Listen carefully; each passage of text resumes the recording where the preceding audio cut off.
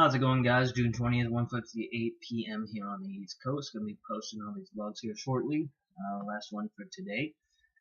It's gonna be entitled "Helping Others." I may have made a vlog about this in the past, but if I have, this just goes to show you its importance. And if I haven't, well, you guys will get some newfound information here.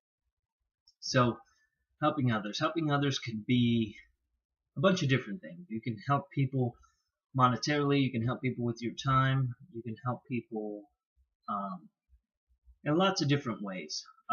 But I think you should aspire to help people whenever you're given the opportunity to. I'm not, I don't always do it, but if the opportunity presents itself to me, and I'll just give you an example of this thing I try to do every time I see a person on the side of the road begging or asking for money. I know what some of you may be thinking, that there's been TV shows done, and some of these people are they do this for a living, and other people are actually begging for money. Either way, whenever I do see somebody on the side of the road, if I can reach them or they walk by me, 9 times out of 10 I'll give them something out of my wallet. And it could be something as small as a dollar bill with the change I have left over, all the way up to $20 I've given somebody before. And I firmly do believe this, and I think I've shared this story in the past, but I remember walking with my uncle to some sort of car show event in Miami, and we passed a bum, and I had $5 on me that my uncle had just gave me, and he said that I can use that $5 to buy whatever I want within these parameters of where we were going. And I asked my uncle if, while we were walking by this person, I said, do you mind if I give my $5 to this guy? He said, no, it's your money. You can do with it what you want. But I did give the guy my $5, and this was at a young age, one of the earliest childhood memories I have. So I'm talking about less than 10 years old, older than 5, sometime in between there. And I gave this man my money, and ever since then, every time I see one of those types of people, I always give them some money, and I have given up to $20 before. And it's maybe a good thing and maybe a bad thing, but now I've actually had my daughter start doing it. Sometimes I'll give you a perfect example. We were at Winn-Dixie the other day, and my wife was getting some shopping done. I was meeting her there, so I went there with my daughter. We parked towards the back of the parking lot. We were just walking around. There was a little lake back there. So I thought it'd be cool to show her the lake, and as we were walking back from the lake's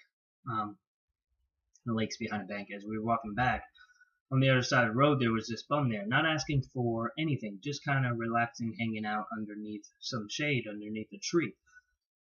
As we're walking back to the car, I reached into my wallet, seeing what I had. I gave him a couple of dollars, I think it was $4 or $5 that I gave him, that I had to actually have my daughter walk over and give him.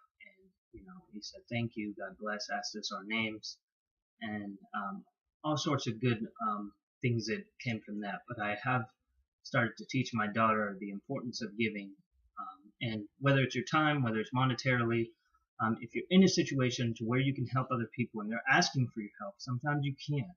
Now, there's also a catch-22 to this. I don't like to make habits of anything.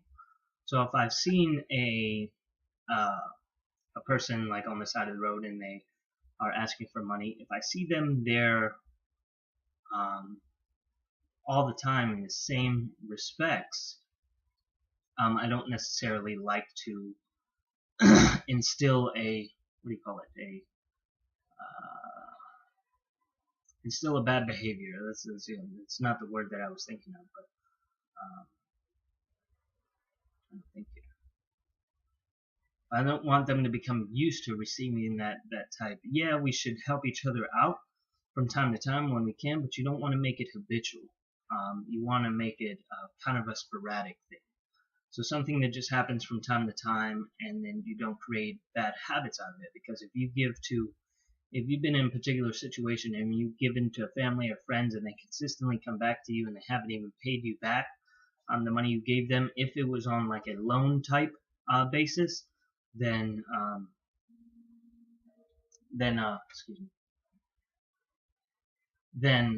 you create these bad habits and they think that it's okay to consistently ask you for money. And that's my catch-22, is I don't do it over and over for the same cause. You can vary that cause too. You can offer your time, which is of no monetary value, but it is of importance. Whenever it comes to financial help, you don't want to make a habit of it, because then you make that person, this is what I meant to say earlier, dependent upon you for their success. And that's not what you want to do if you have your own family and things of that nature. You just want to make it kind of a sporadic thing where you can help them from time to time.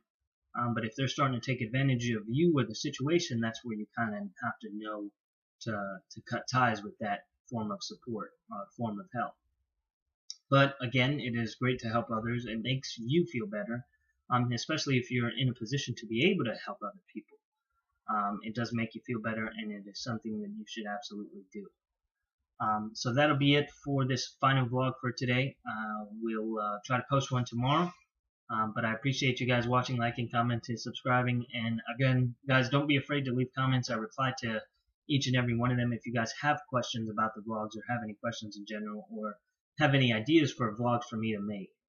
Again, I have gotten some requests for videos, and I've done all those videos already. So if you guys have any new requests, if not, I'll keep putting up the stuff that I find useful and informative as I see.